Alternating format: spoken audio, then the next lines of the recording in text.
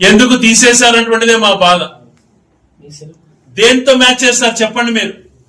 ఏదో నిర్మిస్తాం, స్కిల్స్ పెడతాం, మీరు ఏదో పెడతాం, ఈ 3 సంవత్సరాలు ఏదో తీర్చిద్దాం, జిల్లాతో మ్యాచ్ చేయగలుగుతారా? ఎన్నో తరాలకు ఉపయోగపడేటువంటి కార్యక్రమాన్ని దెబ్బతీసి మళ్ళీ ఇటువంటి మాటలు మాట్లాడడం సమంజసమా? ఈ వారంలోనే వచ్చేసింది కొలగనకు సంబంధించినటువంటి జీవో.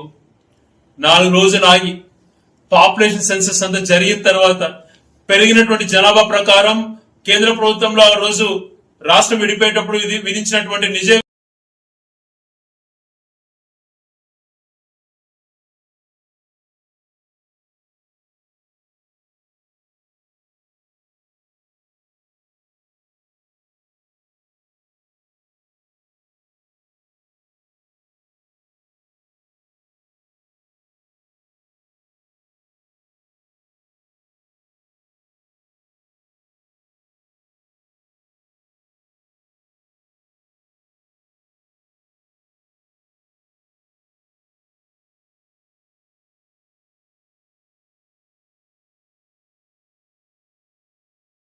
అనుకున్నటువంటి త్యాగం చేసినారే మా వాళ్ళు.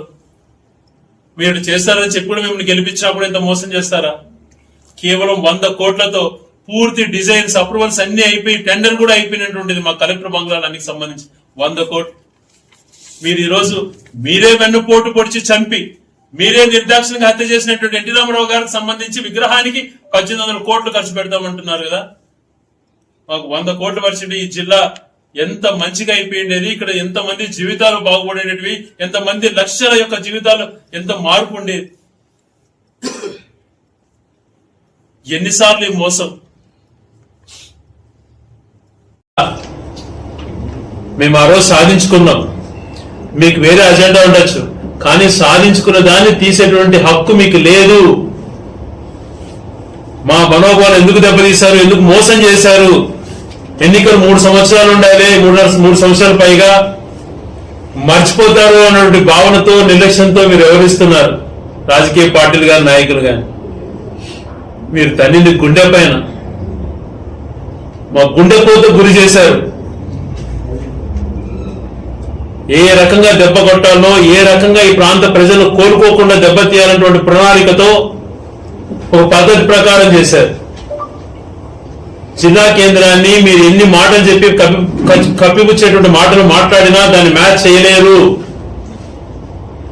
ఎందుకు ఈ మాట చెప్తున్నానంటే 84 ఆఫీసులు 6 నియోజకవర్గాల నుంచి రోజుకి 500 వచ్చినా 3000 మంది మా రాయచూడి పట్టణానికి వచ్చేవాళ్ళు. ఇక్కడ వ్యాపారస్తులు వ్యాపారాలన్నీ జరిగేటువంటివి.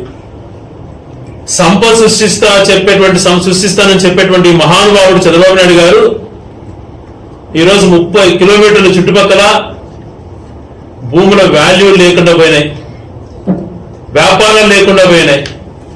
మా సంపదను లక్షల కోట్లు నష్టం చేసినటువంటి వ్యక్తిగా నువ్వు చరిత్ర నిలబడతావు. మా ఉసురు నీకు తగులుతుంది.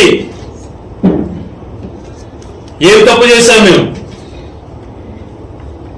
మీ పార్టీ కూడా విజయం సాధించింది, ప్రజలు మద్దతు మీకు ఇచ్చినారు. అయినా ఇంత గొంతు కోయడం సమంజసమా? మా ఉసురు తగలకుండా పోదు. లక్షల కోట్ల రూపాయలు మా ప్రాంత ప్రజల యొక్క సంపదను ఆవిరి చేశావు. చెప్పుకుంటే తీరేటువంటి బాధ కాదు ఇది. ఒక్కొక్క ఆఫీసును మీరు ఇక్కడి నుంచి తీసుకెళ్తుంటే మమ్మల్ని గుండె